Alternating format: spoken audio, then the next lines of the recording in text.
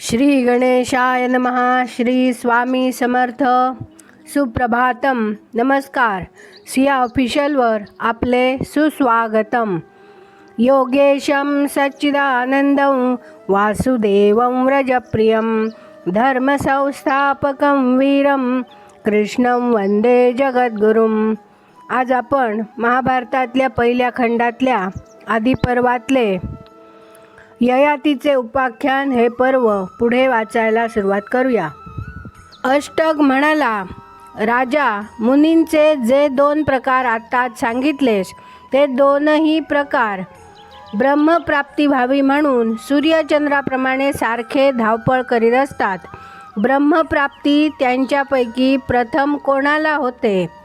ययाती म्हणाला, जो भिक्षुक गावातच राहतो आणि मनसोक्त वर्तन करणाऱ्या गृहस्थांच्या परिवारात वास्तव्य असतानाही मनसंयम करून अनिकेत राहतो, म्हणजे घरात वास्तव्य न करता शून्य देवालयासारख्या निर्मनुष्य जागी राहतो, तो या दोघांपैकी प्रथम ब्रह्मत्वास पोचतो. दीर्घ आयुष्याची जोड न मिळाल्यामुळे एखादा प्राप्त म्हणजे योगसिद्ध पुरुष आपली योगसाधना मध्येच खंडित करून जर विपर्यस्त मनोवृत्तीच्या आहारी गेला, म्हणजे योगसिद्धीच्या बळावर उच्च अथवा हीन सुखभोगात रममाण झाला आणि योगभ्रष्ट झाला आणि त्याला जर आपल्या विकृत वर्तनाचा पश्चाताप झाला, तर तो या जन्मात अथवा अन्य जन्मात पुन्हा तपश्चर्या करू शकेल. शाश्वत म्हणजे नित्य अविनाशी ब्रह्माचे ज्याला खरे ज्ञान झाले आहे, अशा पुरुषाने पापकर्माचे नित्य यथेष्ट आचरण केले तरी त्याला आत्यंतिक सुखाची प्राप्ती झाल्यावाचून राहत नाही, तो मुक्त होतो. राजा अष्टका, मोक्षाविषयी ज्याला कसलीही आस्था नाही अशा पुरुषाने स्वर्ग इत्यादींच्या प्राप्तीसाठी धर्माचे आचरण केले तर त्याचे ते धर्माचरण घातक ठरते, असत्य ठरते असे जाणते पुरुष म्हणतात. तसेच त्या माणसाचा इंद्रियावर मुळीच ताबा नसतो, अशा माणसाने मिळविलेले धनसुद्धा अनर्थावह ठरते, ते असत्य असते. परंतु मोक्षाची इच्छा मनात धरून केलेले निष्काम कर्म हेच त्या कर्माचे फळ, तीच खरी योगसिद्धी मूलक समाधी, तेच खरे ज्ञानसाधन होय. अष्टक म्हणाला, राजा, यौवन संपन्न दिव्यमाला धारण करणाऱ्या सौंदर्य संपन्न आणि दीप्त तेज असलेल्या तुला येथे कोणी दूत म्हणून पाठविले आहे का? तू कोठून आलास? इथून कोणत्या दिशेकडे तू जाणार आहेस? एखाद्या विशिष्ट स्थानी तुला जायचे आहे काय?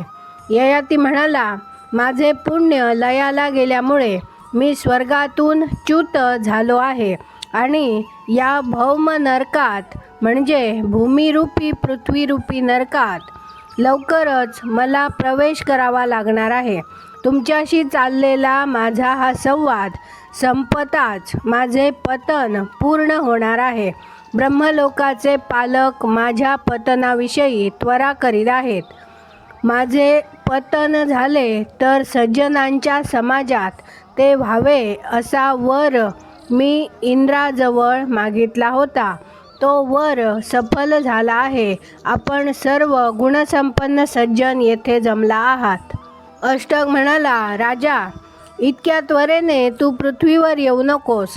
अंतरिक्षात अथवा स्वर्गात माझ्या पुण्याईने जर काही लोक मला प्राप्त होण्यासारखे असतील तर ते कोणते?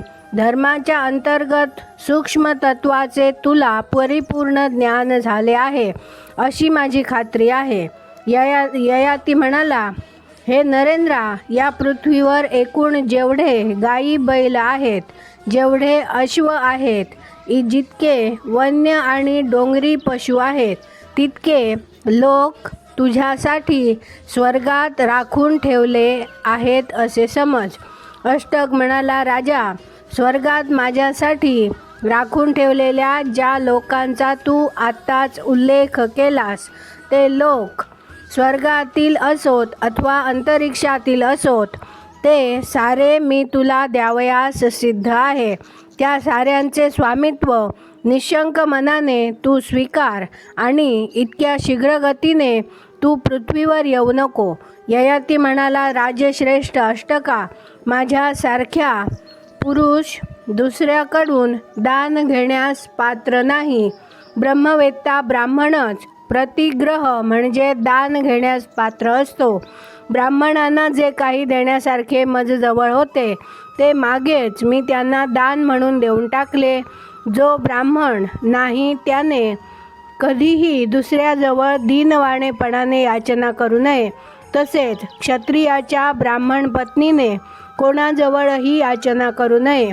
सत्कर्म करण्यासाठी उत्सुक असलेला मी पूर्वी कधीही न केलेले कर्म आता कसे करीन. यावर प्रतदर्शन नावाचा एक पुण्यात्मा म्हणाला, स्पृहणीय रूपाने संपन्न असलेल्या राजा, माझे नाव प्रतदर्शन आहे.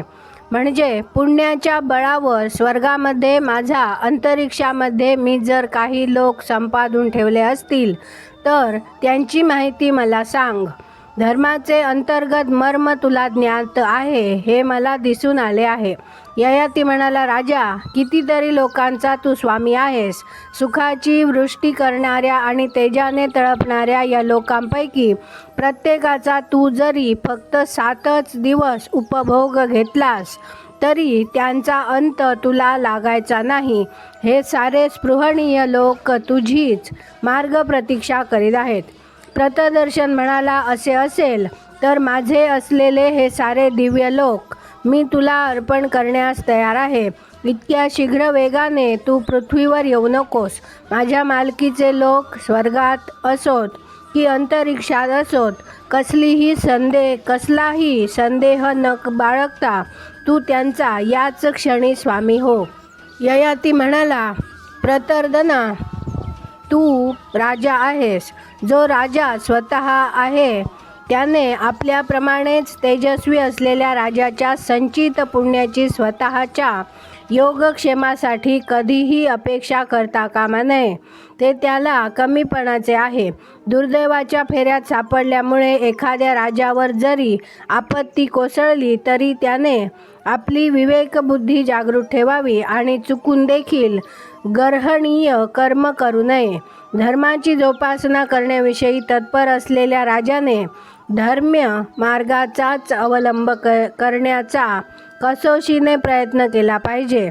माझ्यासारखा धर्मशील राजा तू म्हणालास त्याप्रमाणे असले कमीपणा आणणारे कृत्य कधीही करणार नाही. सत्कर्म हातून घडावे यासाठी तळमळणारा माझ्यासारखा क्षत्रिय वीर अन्य क्षत्रियांनी यापूर्वी जे कधीही केले नव्हते असे निंद्य कर्म कसे बरे करील. प्रतर्दनाला उद्देशून ययातीने आपले बोलणे थांबविले न थांबविले तोच वसुमान नावाच्या नृपश्रेष्ठाने ययातीला पृच्छा करण्यास सुरुवात केली. आज आपण इथे थांबूया.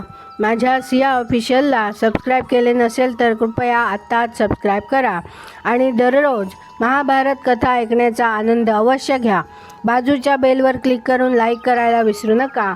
शेअर करा, कमेंट करा आणि राधे राधे लिहायला विसरू नका. धन्यवाद. जय श्री कृष्ण.